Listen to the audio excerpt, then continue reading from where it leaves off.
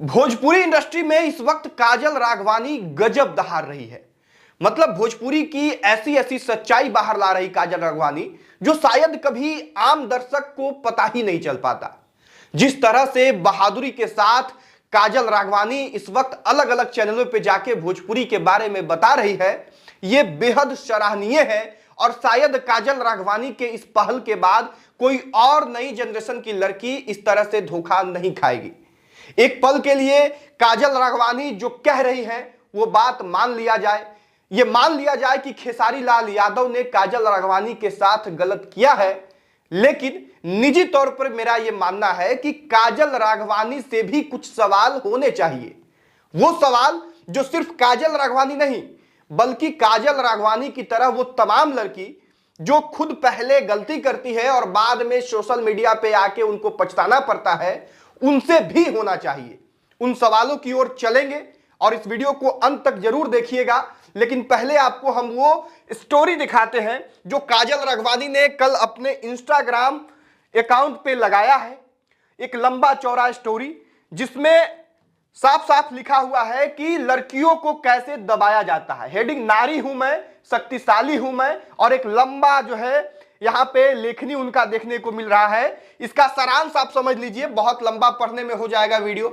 तो साफ साफ ये कहना चाह रही हैं कि लड़कियों को अपने ही घर में सपोर्ट नहीं मिलता है, लड़कियों को माता पिता भाई भी साथ नहीं देते हैं लड़कियों का।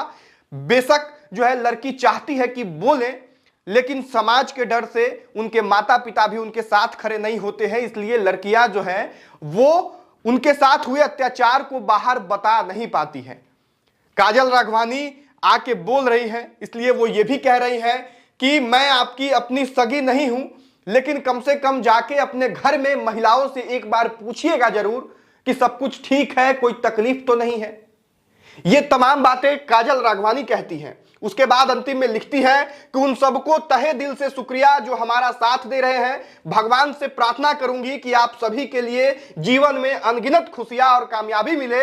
दिल से दुआ है, और जो गलत समझ रहे हैं उन्हें भी मिले हर खुशियां और कामयाबी, बाकी तो महादेव हैं ही।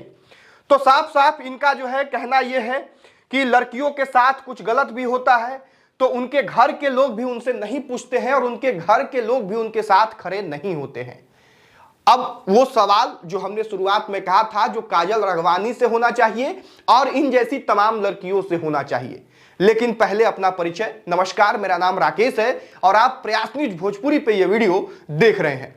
काजल राघवानी जी, पहला सवाल तो ये होगा आपसे कि जिस वक्त आपने खेसारी लाल यादव के साथ में रिलेशन बनाया था, जिस वक्त खेसारी लाल यादव आपसे कमिटमेंट कर रहे थे, क्या उस वक्त आपने खेसारी लाल यादव की पत्नी चंदा के बारे में एक मिनट भी सोचा था? क्या आपने सोचा था कि आपके शादी के बाद जब खेसारी लाल यादव अपनी पत्नी को छोड़ेंगे, अपने बच्चों को छोड़ेंगे, तो उनकी पत्नी और बच्चों का क्या होगा? हम ये मान रहे हैं कि उस वक्त खेसारी लाल यादव ये गलत करते और मर्द की गलती होती भी है, लेकिन आप तो एक नारी थी। आप यहां नारी की बात कर रही हैं और एक नारी होने के नाते एक दूसरी नारी के जीवन को बर्बाद करने समय आपने एक मिनट भी नहीं क्यों सोचा? एक नारी होने के नाते एक शादीशुदा महिला के बारे में आपका ज्यादा फर्ज बनता था उस वक्त की सोचे किसी का जीवन बर्बाद ना हो। उस वक्त खेसारी लाल यादव जितना गलती किए, इस मामले में खेसारी लाल यादव से भी बड़ा गुनाहगार तो आप होते, क्योंकि आप एक नारी होकर एक नारी के जीवन को, एक परिवार को बर्बाद कर रहे थे। अब दूसरा सवाल ये कि क्या आपके जेहन में ये नहीं आया उस वक्त कि जो व्यक्ति हिंदू रीति रिवाज के साथ जिससे शादी हुआ है, जिसके साथ 2 बच्चे हैं, उस चंदा को अगर वो व्यक्ति छोड़ सकता है, इतने वर्ष संघर्ष साथ में उन लोगों ने किया, उसके बाद वो सुपरस्टार बने, और अब वो अगर अपनी पत्नी को छोड़ सकते हैं खेसारी लाल यादव, तो क्या गारंटी था कि आपको वो नहीं छोड़ते? क्या ये सवाल आपके मन में उस वक्त नहीं आया? और अब तीसरा सवाल सुनिए। तीसरा सवाल आपके स्टोरी से ही रिलेटेड है। आप यहां पे कह रही हैं कि भाई, बाप, परिवार वाले, दोस्त भी लड़कियों के साथ नहीं खड़ा हो पाते। जिस समय आपका अफेयर था खेसारी लाल यादव के साथ, क्या उस वक्त आप अपने भाई के, पिता के, या घर वालों के, या मां के, या दोस्त के कही गई बातों को मान रही थी? मुझे पूरा यकीन है कि आपने उस वक्त किसी की भी बात नहीं सुनी होगी।